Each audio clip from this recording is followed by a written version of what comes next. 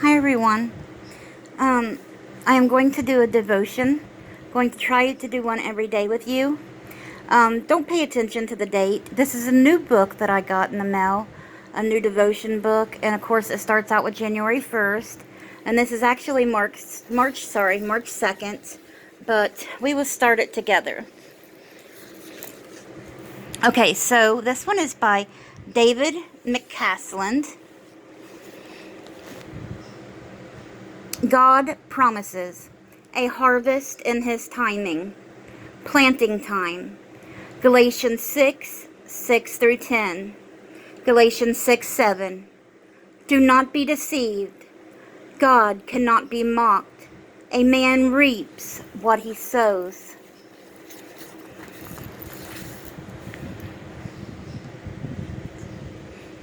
Somewhere in the world right now, a farmer is dropping seeds into the ground.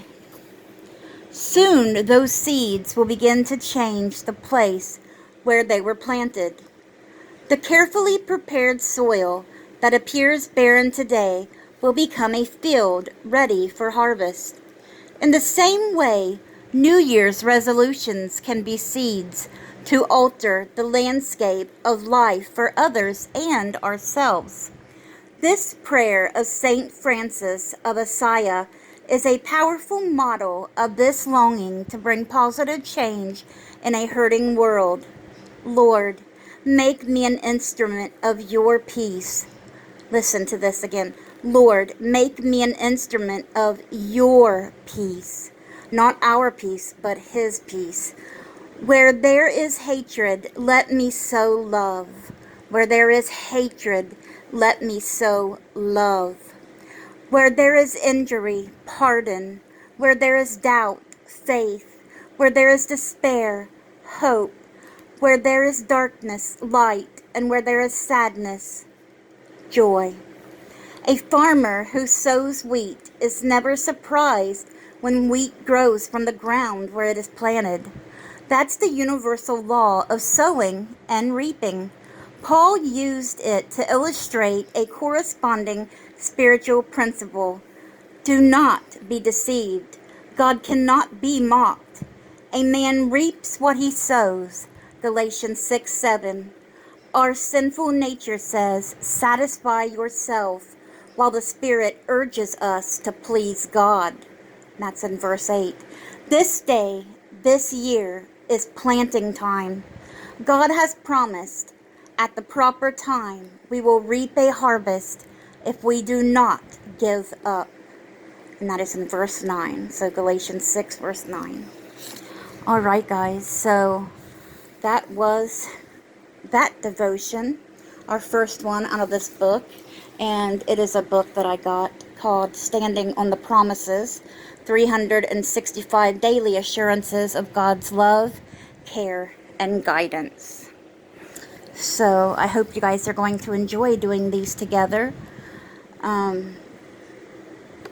It has been a bad year so far already, and it has only got started, guys.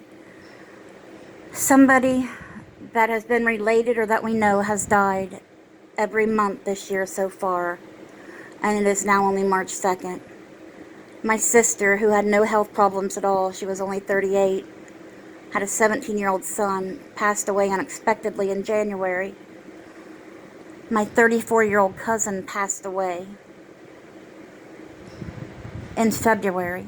She had 2 young kids. And I just found out last night that our manager here in our apartment complex, his daughter lost her 2-month-old baby last night.